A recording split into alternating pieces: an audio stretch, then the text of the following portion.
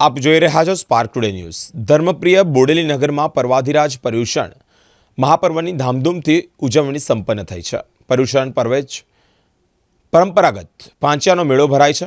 મિત્રો, જે પ્રમાણે ભગવાન મહાવીર સ્વામી સાથે ત્રિશલા માતાને આવેલા 14 સ્વપ્નના સ્વરૂપોની ભવ્યાતીત ભવ્ય શોભાયાત્રા નગરમાં ભારે આકર્ષણનું કેન્દ્ર જમાવ્યું છે। હજારોની સંખ્યામાં જૈન સંપ્રદાયના શ્રાવક શ્રાવિકોએ વિવિધ ભજન મંડળીઓ સાથે શોભાયાત્રામાં જોડાઈ ભગવાનના ગુણગાન ગાઈ અને ધન્યતા પણ અનુભવી છે। 50 ઉપરાંત ગામોમાં વસતા પરમાર ક્ષત્રિય જૈન સમાજ પોતાના ગામોની ભજન મંડળીઓ સાથે આવી પહોંચ્યા છે। મહાવીર સ્વામી ભગવાન મહાવીર સ્વામીના દર્શન કરીને કૃતાર્થના પણ અનુભવી છે। મિત્રો, ભક્તોનું કીડિયારું ઉમટ્યું છે। આજે ભાદરવા સુદ પાંચમ એટલે કે પર્યુષણ પર્વ પૂર્ણ થયા બાદ ભાદરવા સુદ પાંચમે બોડેલી ખાતે પ્રભુજીની રથયાત્રા મોટી સંખ્યામાં રથયાત્રા નીકળે છે, જેમાં અમારે ત્યાંથી મહાવીર સ્વામી ભગવાનની પ્રતિમા રથમાં બિરાજમાન કરી અને રથને આખા ગામમાં ફેરવવામાં આવે છે। સાથે સાથે ચાંદીના 14 સ્વપ્ન અને પ્રભુજીનું પારણું પણ સાથે હોય છે। આજુબાજુના ગામમાંથી ઘણી મંડળીઓ અહીંયા આવે છે અને લગભગ 40થી 50 હજાર પબ્લિક ભેગી થાય છે। બીજું અને કે આ રથયાત્રામાં બોડેલી પોલીસ સ્ટેશનમાંથી અમને ખૂબ સારો સહકાર મળ્યો કે સિક્યુરિટી તરીકે ઘણી સારી રીતે એ લોકોએ સેવા બજાવી કે અમારા આખા રથયાત્રામાં એ લોકો સાથે સાથે પોલીસનો બંદોબસ્ત અમને મળ્યો હતો। બીજું કે સાથે અમારે બોડેલીમાં પર્યુષણમાં તપસ્યા સારી એવી થઈ હતી, જેમાં 4 તપસ્યા થઈ હતી અને 4 જણ રથયાત્રામાં જોડાયા હતા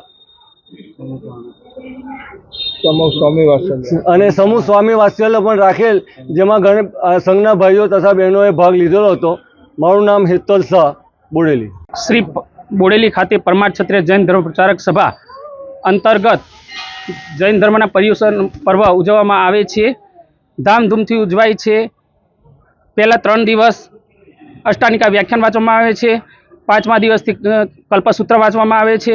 કલ્પસૂત્રની બોલી મહાવીર જન્મ કલ્યાણક ઉજવવામાં આવે છે અને મહાવીર જન્મ કલ્યાણકની શ્રેષ્ઠ બોલી હોય છે, તેમાં લક્ષ્મીજીની શ્રેષ્ઠ બોલી હોય છે। લક્ષ્મીજીનો ચઢાવો ડૉક્ટર રીચાબેન સુરેશભાઈ તથા જસવંતલાલ સોમચંદ શાહે લીધેલ છે।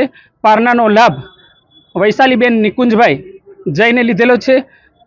તેમજ ભાદરવા સુદ પાંચમના દિવસે આજુબાજુના પરમાર ક્ષત્રિયો બોડેલી ખાતે ઉમટી પડે છે અને અહીંયા બહુ મોટો વરઘોડો નીકળે છે। લગભગ 25થી 30 મંડળીઓ જોડાય છે અને જૈનો અને અજૈનો પણ મોટી સંખ્યામાં ઉમટી પડે છે અને ભાદરવા સુદ પાંચમના મેળા તરીકે પણ વખણાય છે। મેળાની અંદર ઘણા બધા આટો પણ ભરાય છે અને બધાને રોજીરોટીનો ધંધો પણ થાય છે। મારું નામ દિનેશભાઈ વી જૈન, મેનેજર।